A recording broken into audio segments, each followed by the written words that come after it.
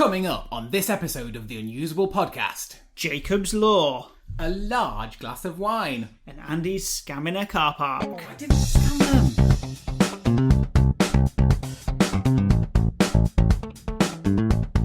them. Welcome to the Unusable podcast, where we discuss the importance of user experience in technology and the world around us, and talk about great design that just works, or moan about it when it doesn't. Andrew, David, can we introduce ourselves? Because we always forget that bit. Yes. Who the are you? Do you want to go first? Okay, go on then. I've had a job title bump, haven't I? Have you? Since last podcast. Yeah. Oh, okay. Go on then. Yeah, so I am Andrew and I am CEO of a software company. That's scary, isn't it? Blimey. That sounds very prestigious. I know. Yeah, bit of imposter syndrome for sure. Really? Yeah, but it's fine. But it's kind of cool, right? Little old me. It's cool for you. Yeah, well... Is it cool for you? Because there's more work. Stress, yeah. Lots of work and lots of stress. It sounds like a nice idea, but yeah. Right, well, I am David Ball. I'm a front-end web and app developer. Still the same for me.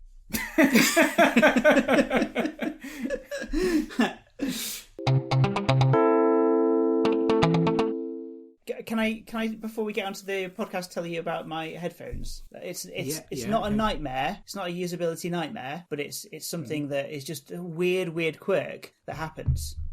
Right. Okay. So I've got these new headphones that when you put them on, they will they automatically play the music that you were listening to when you took them off, right? Yeah. And also there's a button on to sort of pause and play, just like normal. So they will always play the last piece of music that was on your computer, because I've got it connected to my computer. But weirdly, I've noticed that we've started using Microsoft Teams at work recently. We used to use Skype, but Skype was always slowing people's computers down, so we've moved to Teams. And so what happens anyway? So after I've had a Teams call, I'll go to turn my music back on. I'll press the button to play the music, and it starts playing the Teams calling music. And I think, oh, I've got another call. Someone's calling me on Teams. But it's not that at all. It's decided that the music that it's playing is the Teams music. Right, okay. So it's like as if the headphones think, oh yeah, that's the music he wants to listen to, the call music. Have you ever had weird. that? Is this just me? No, I've never had that. I do have a problem. Yeah, I do have really similar headphones to you, right? And yeah. So they have the same thing where you put your headphones on and it just plays what you were playing last. Oh, well, that's it. Yeah, I put my headphones on after like lunchtime or something like that, and I think, oh, how weird! I'm immediately getting a call, but it's not. It's just that it's decided to play the call music. Oh, I get whatever I was watching last on YouTube or whatever. Yeah, it can be really odd. Like I'll put them on just to go onto a call. Yeah. And if I was watching YouTube over lunch, for example, yeah, it'll just stop playing. It'll stop playing YouTube. Wow. Oh, actually, there's something that I was going to tell you that's related to this. So I was in the gym the other day, and I've started using this Couch to 5K app. Right, and so it's where you put this app on while you're running, and someone will guide you through like running sessions of like half an hour each. And so the idea is you do 3 a week for however many weeks until you get to the ability where you can do 5K in one session, right? Mm-hmm. But because I don't want to just listen to the app, I want to listen to some music as well. So what you have to do is start the music and then turn the app on. Because on an Android phone, it's a bit weird, isn't it? Normally you can only have one piece of music playing at one time. Like if you've that's what I was thinking. Doesn't it stop the music when you play the app? This is the thing. Yeah, this is the thing. So it doesn't. It does something clever, because if you were to listen to some music and then start playing a podcast, there's no chance that you could have both things running. Or you listen to a podcast and then you start playing a game. It doesn't merge the two, does it? Usually, but with this app, it does. But it does have some problems. So the thing that I listen to, it's Sarah Millican, the comedian who like says, "Oh, you've got some runs to do today," and that's a terrible impression of Sarah Millican, but she says like, "Oh, and here you go," and it's really quite good. So that's the encouragement that you need. That's the encouragement that I need. She says, "You've got 1 minute left." And as long as you turn the music on first, and I like listening to some like really like fast paced music for running to, but I can't pause it. Because if I pause the music, I also pause Sarah Millican, which means that I don't know when I'm going to finish the run. So somehow it kind of blends all the audio into one thing. So like there's the times when I'm running and there's the times where I'm like having a bit of a break. If I was to pause my really, really fast music and put on a podcast for the few minutes that I'm walking, for example, I can't do that because if I mess with it, it breaks it. Yeah, but are you really changing? Like, I don't know. So I'm an absolute not sports person. I've never been to a gym in my entire life. But as I imagine it, if I was working out, pumping some iron or whatever it is that you do in a gym, I can't imagine... Lots of iron, absolutely. Yeah, I'm just running. But I can't imagine... A lot of people do 5k just before breakfast. I'm having to use a special app just to get up that far. But my point is, I can't imagine wanting to change like my music a lot in the middle of the workout. Like, why is that a regular thing? Yeah, okay, maybe not. But I play this music that's specifically the right what's the word, tempo or beat or whatever to the running. So I wanted to change to a different track of music when I'm not running, so that but if you mess with it, then it throws the whole thing off. But I just thought it's kind of weird on a phone. Tempo. Yeah, I just want to change the tempo. But on a laptop, on a Windows or Mac laptop or whatever, you can have multiple music all playing together, and it just sort of blends together, doesn't it? You know, you can have YouTube open in a tab in Chrome, you could have Spotify open or something like that, or you can watch a video from your desktop, and it all just blends together. But on a phone, it doesn't normally. Yeah. But to be honest, I think that's probably better. Like, you probably don't want it to blend together most of the time. Most of the time, yeah. Yeah. Also, it kind of affects the volume as well. So it's difficult to change the volume of one while also changing the volume of the other. Like, I might want the music to be a little bit lower, but the voice of Sarah Millican to be a bit louder and a bit clearer. But you've got no ability to do that. If you were on your computer, you would be able to do that because each volume source has its own volume slider, doesn't it? But it doesn't. Anyway, never mind. That's just something weird that I noticed. Andy, can I tell you about Jacob's Law? Well, actually, that's something that came up in the interview I did with Doug Collins, wasn't it? Yes. Okay, yes. That's the reason why I mentioned it, because in the interview, he mentions Jacob's Law, and I thought, well, we could talk about that. So let's do that. The words. So Jacob's Law. So it's not a law... Oh, I'll tell you the... Is it like Cole's Law? Cole's Law? Cole's Law is the law that chopped up vegetables taste better when they're smothered in mayonnaise. Cole's Law. That's Cole's Law. Right, it's not that. Okay. So users, this is Jacob's Law now, users spend most of their time on other sites. Yeah. This means that users prefer your site to work the same way as all the other sites they already know. Correct. Like, basically stick to conventions, right? Stick to conventions, yeah. We don't, yeah. I mean, how much do we want to go into this? But that is essentially it. But okay, first let's talk. Who is Jacob? Who is Jacob? Jacob. He's our friend. And why we? Well, not this Jacob. Okay. Okay. Who's Jakob Neilson? So he is a usability advocate and principal of the Neilson Norman Group. Yeah. And they're like into usability and stuff. They did user experience research, training, consulting, stuff like that. So yeah, and of course the other name in that pairing is Don Norman, who's a famous writer and used to work for Apple. Yeah, I think so. Okay. Yeah. So yeah, Jacob's Law. It's not the sort of law like you don't. It's not something that you have to follow. It's just one of those things that it is what it is. Yes. It describes how things are. It's like a law of nature. Yes. So I found an article. That just kind of explains this a little bit more. Yeah.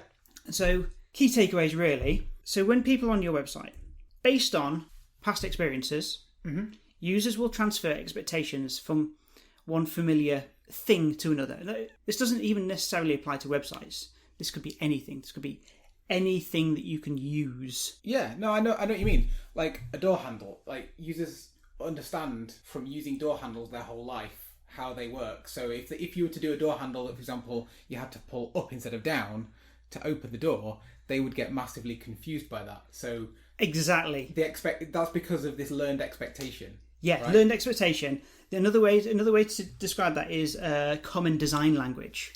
So when you're designing the door handle, you're basing it on previous designs. Yeah. But I think even locally within, so this is something that I try and enforce in our app, is consistency. Yeah. So we have lots of different dashboards that do different things, but we try to be consistent between them. So where we have a table, the table always functions the same. Where we have a drop-down menu, the drop-down menu always functions the same. Yeah. So even at a local level within our product, we try and have consistency. It's a difficult thing to maintain. It's a difficult thing. You've got different people working on the same product, different.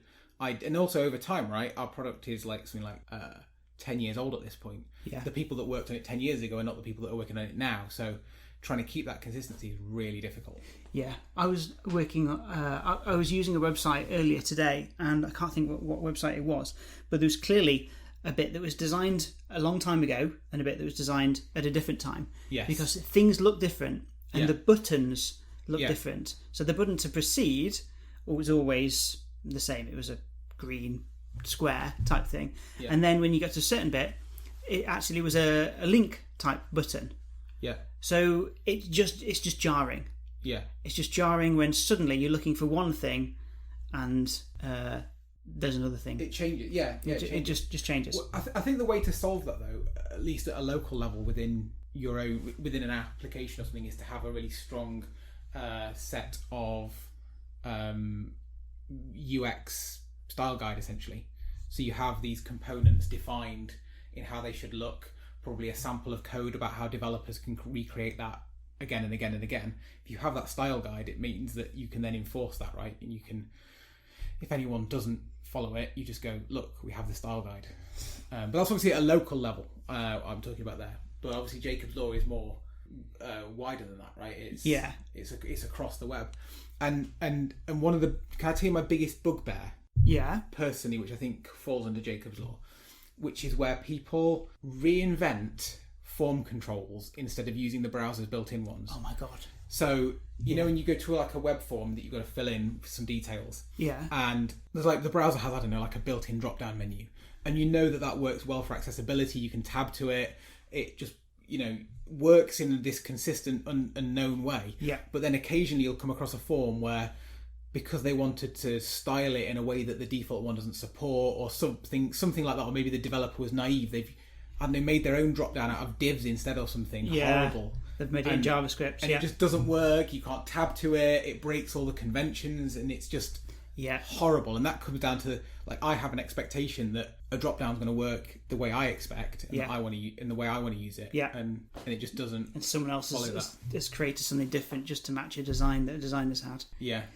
Yeah, that is frustrating. In fact, but equally, I feel that that's probably born out of.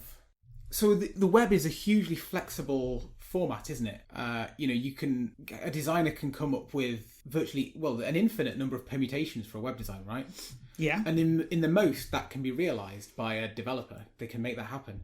But the form enthusiastic developer can make anything. Yes, but form control is one of those weird things where actually they're hard to style, aren't they? Like you can make a div look like anything. You can round the corners, you can add backgrounds, you can do all sorts. But form controls, in HTML, I'm just looking something up because there is a new type of HTML form control. What? I think it's called the select menu. Okay. So you know you earlier called it a drop down, but what you meant, I think, is actually a select element. That's the thing that the option element inside it. The option element inside it, that drops down underneath. But importantly, it does something different on mobile. Just natively on mobile, it does something different. I mean, it actually does something different on Android and iOS as well. It displays. It's like a pop-up, isn't it? Yes, like a pop-up. But it's okay. But that's great, because if you use the built-in control, you get that for free. You get that adaptation to different devices. But if you make your own, then it doesn't always work how you'd expect, and But there's a new one that's standard across all browsers. What is it called? I said it earlier. I think it's called Select Menu.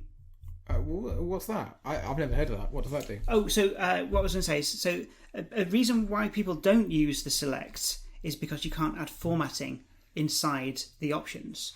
Whereas this select menu, the entire thing can be styled. Okay. The options inside and the thing around it. So you've got full control over how it looks, but all of the functionality is baked in. Okay, so you get the functionality. Two questions. Is it otherwise the same? No, it's more flexible. Okay, so but it basically is the same idea that you've got options to choose from and you can pick one of those options. Yeah. Okay. And I forgot my other question now. Is it in all browsers? That was my question. Yeah, backwards compatibility and things like that. It won't have backwards compatibility. So how? As far as So I what know. would what would happen in, say, like an old version of IE or something? Would it just fall over? Does it fall back to a select box? Like, how does that work? I didn't prepare for these questions. It's a HTML element that just old browsers just wouldn't know what to do with, so I assume it would just be invisible. Okay, interesting. Yeah. Now, can I play you a little bit of Jakob Neilson himself? If you violate Jacob's law of the internet user experience and you do things differently, just to kind of, let's try some new fancy thing. No, because then people are not going to know how to use it. They're going to be confused. And if people are confused on the web, what most often happens is they just leave. The back button beckons.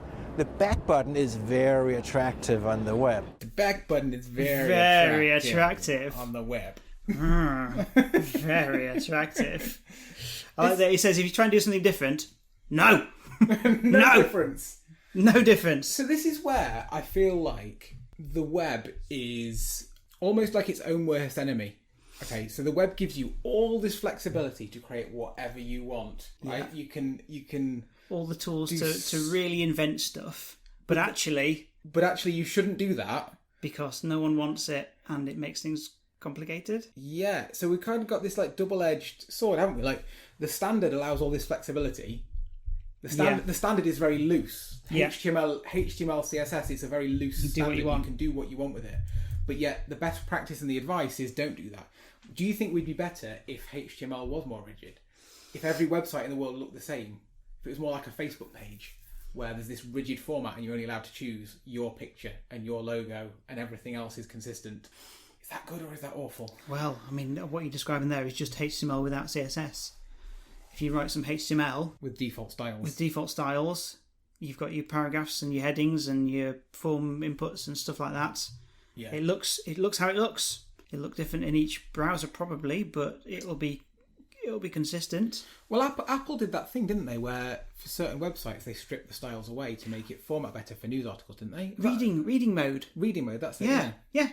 Which is essentially that, right? It's essentially that. Taking the CSS away to give you a easier to read mode without all the adverts and nonsense and JavaScript and it really strips everything away. Crazy styles. And it makes everything consistent no matter which website you get it from. Yeah. It makes it consistent so that you've got consistent experience. I think there's a time and a place for that, yeah. But that feels a bit strange though, because as a website owner, I guess I have different motives, right? I want to show people my news with my brand, and I want to show that. Do you know what I mean? I want them to know they're so hung up on their own brand. I don't know. Do people really care?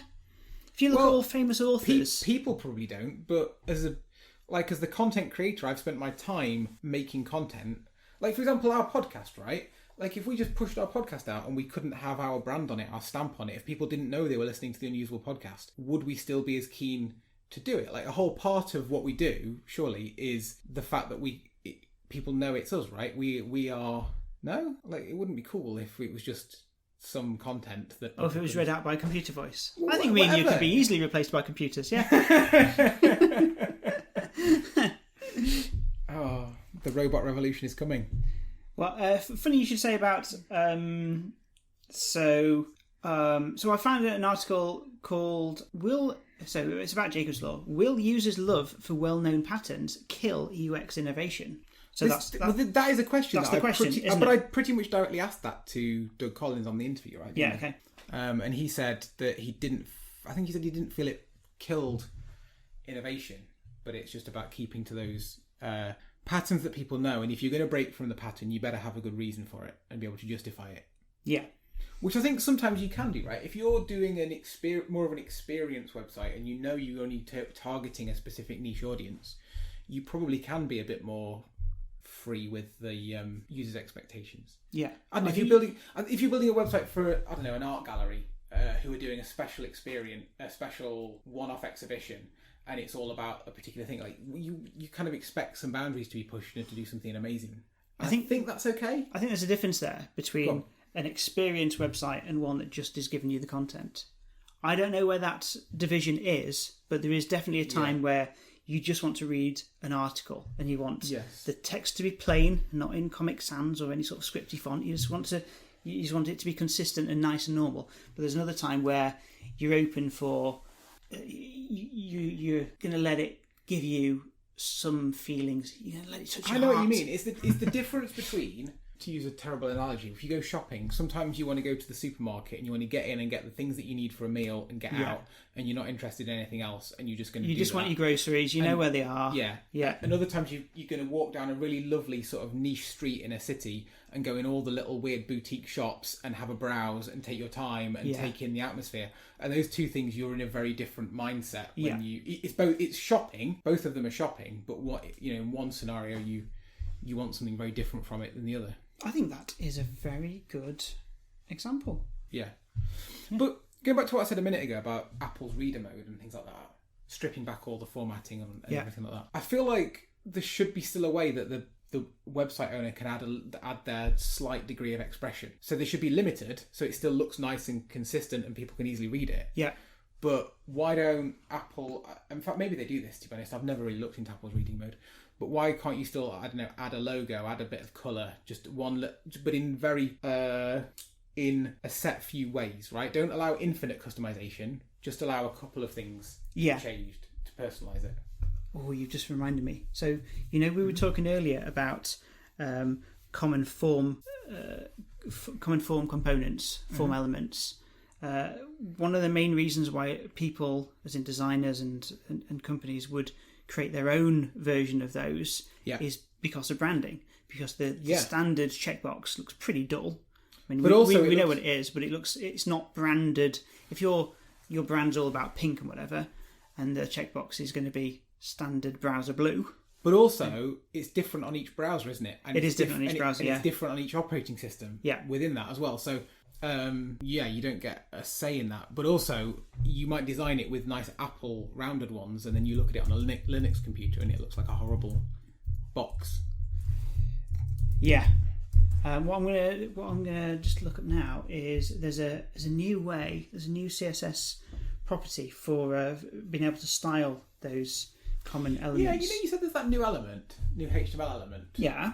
Why not just have add the ability to style the existing ones, and then the existing ones are going to be backwards compatible, and older browsers would just ignore the CSS? I don't have the answer for that. I don't know. I assume because this is doing something different. Okay. And it's difficult. You can't mess about with the original. It might break some old things. I don't know. I thought that was in the spec for CSS and HTML, though, that the browser has always been built to ignore anything it doesn't understand intentionally. So there's always been this case that you could add new stuff and, progressive enhancement, right? Mm-hmm. In fact, we need to explain what progressive enhancement is. Is that a thing? Have we ever talked about that on the podcast? I don't know. Well, I'm pretty sure you can explain it quite quickly. Oh, God, now you put me on the spot. So I see progressive enhancement as you can build something that works fine. Yeah. And then you add a layer of functionality to it that makes it better. So, and the common example is stairs and an escalator. Oh, am I thinking about it the wrong way around? No, that's a fallback, isn't it? I'm thinking of a fallback. So an escalator has a fallback that when it switches off, if it's not powered, it falls back to a set of stairs. Yes, you're right. Okay, I can't think of a good example. Apart from a cake that's fine on its own, but when you add a layer of icing around it, it's even better. Progressive enhancement. That's progressive enhancement. Yeah, so I mean, in tech, the common thing is that you build something that works on an old device just fine, but if you have a newer device or a newer browser, then you might get extra functionality that makes your experience better, but it's still fundamentally, the core of it works for people on the old tech, right? That's the core of it, isn't it? So the example of the select menu, the standard drop-down, the form drop-down, that has always been around. It's been around for years and years. Yeah. But when people started having smaller devices, phones, you don't want a fiddly drop-down to use on your phone. That's why it was enhanced so that it works slightly differently on a phone, so that it's bigger and easier to access. But even CSS in the early days of browsers, some of them didn't support CSS, did they? Yeah. So that would have been progressive enhancement. The fact that an old HTML browser would still show the HTML, and it would look pretty ropey but fine. But it'd still work, yeah. And then a newer browser would render all the CSS and make it look pretty. Yeah. So that, even just CSS in itself, is progressive enhancement. Yeah, absolutely right, yeah. Can I tell you about our latest Twitter followers? You surely can. Is that the accent you're committing to? Oh, God.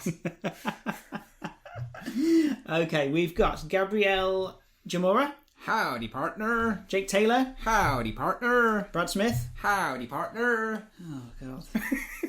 Dolores Penn. Howdy, partner. John Simmons. Howdy, partner. K3 Lopez. Howdy, partner. Ivan. Howdy, partner. Just Ivan on its own. Yeah. Okay, fair enough. Kevin Decker. Howdy, partner. Sibylla Lederer. Howdy, partner. Oh, this is very repetitive and very irritating. Last one, all M. Howdy, partner. Oh, blimey. Good to have you with us. Right. Bad usability nightmares!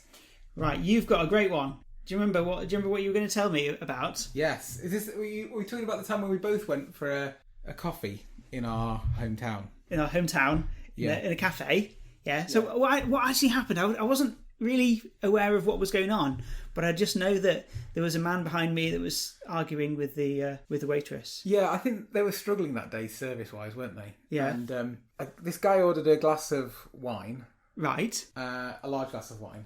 And it arrived. Yeah. And he said to the waiter that brought it over, excuse me, is this a large glass? Because he'd ordered a large glass of wine. And the waiter said, yes, it is. And he goes, well, it's just that it looks like a large glass, but it's not got much in it. Is that definitely a large measure? And then the waiter goes, yes, well, it is a large glass, but it's a small amount of liquid. And I just couldn't stop laughing for about 10 minutes afterwards. What? So he'd asked for a large glass of wine, and they'd just given it in a small glass of wine in a bigger receptacle. Yeah, so that I don't know. I don't know if they just interpreted that as he wanted the larger receptacle and wasn't bothered about the quantity of liquid. I mean, I'm assuming it was an error from the bar that was doing the drinks or whatever. But just how bad service is that? You'd want the waitstaff to go, oh, I'm so sorry. It looks like they've given you a small measure there. Did you want a large? Let me correct that for you. Yeah. And just sort it out, not go, oh yes, actually, you are right. That's a large glass. To state the obvious, when he goes, is this a large glass? And just go, yeah, it's a large glass. I mean, he wasn't talking about the receptacle, was he? He was talking about the quantity of liquid, clearly. But hang on, but it still doesn't make sense. Like if I asked for a gallon of beer, no, that doesn't make sense because I am, I suppose, asking. No, that is it. He asked for a large glass of wine.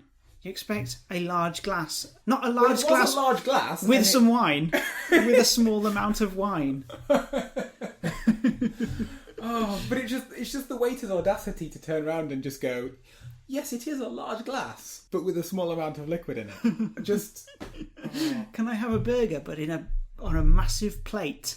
Well, it's like, yeah, if you said, can I have the large burger, please? I don't know if that. That doesn't make sense. It doesn't work in any other context, does it? Well, if you ask for a large plate, you wouldn't expect a larger serving of food. If you asked for a large packet of crisps, for example, they could give you a large packet of crisps, but with only 3 crisps in. Yeah. I feel like for our American audience, we need to say we mean chips. Yeah, but we don't mean chips. We don't know because that means fries for Americans. God, this is just confusing now. That's fine. Do we have any other usability nightmares? Can I tell you a story that I just remembered earlier? Yeah. About when I was a lot younger, when I was a student, and I managed to scam a car park in Cambridge. What do you mean scam a car park? This isn't a podcast about tips of how to do crime.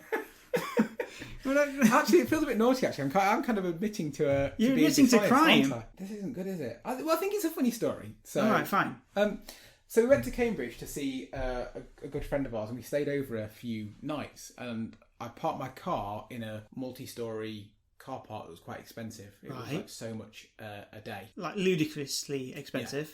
Yeah. So we'd stay there like 2 or 3 days, and we were due to pay something stupid like £40 in parking. and we'd £40? I can't remember. I'm just In parking? something stupid. It's centre of Cambridge, Right, big, okay. big posh city. It's going to be expensive, right? Well, I And we- suppose, but £40 in parking? I know. Well, That's like renting it. for several. I suppose days. you are renting a parking Yeah. space, aren't you? But But you we- can't sleep there. You could have got a camper van. Oh, yeah. But we agreed to split it. We were fine with it. But then we realised we'd been there a couple of days and we were due to leave the following day. And we looked at the parking ticket and we realised it said on the parking ticket that we'd been given so we could pay. It said lost tickets will be charged from 9 a.m. Charged from that? What do you mean? But how much did the lost... It didn't specify any more than that. It said lost tickets Oh! will be charged from 9 a.m. So you could stay there all week, say your ticket's been lost, and then you'll only be charged from 9 a.m. on the day that we left. Yeah. Oh, So that's... we did this. We went to the attendant and said, "I'm really sorry, we've lost our ticket." And it was quite funny because the attendant was like, "Well, would you like to take another look for it? Because I am going to have to charge you from 9 a.m. if you can't find your ticket. You're going to get charged." And we're like, "Oh, that's no. that's going to be so expensive since 9 a.m. Yeah, how? Knowing full well you've been there all week. Yeah, and we paid only for 9 a.m. to the point we left on the day we left. To the point we left on the day we left, and scammed them good and proper. Should I be admitting to this? I don't think we should be. I don't think we track me should. down now. I don't think it's that bad to be worth someone's time. But I just don't think that we should be condoning doing companies out of some money. No, But £40, that does sound very expensive. it was an expensive car park. It was like £17 a day or something, I think, and it added up. Anyway, that is the end of the podcast. If you've seen or used something unusable recently, we want to hear about it. You can email us at podcast@theunusable.com, and we're on Twitter @unusablepodcast. If you've enjoyed this, there's plenty more. The last episode was the interview with Doug Collins, and on YouTube we've got a video called What If Your Shower Was a Website? We also have unusable t-shirts and hoodies available to buy on our website, which is podcast.theunusable.com. Music is by Gold5472. Please subscribe to us wherever you get your podcasts so you'll get a notification about the next one. And that's it until next time. Goodbye. Bye!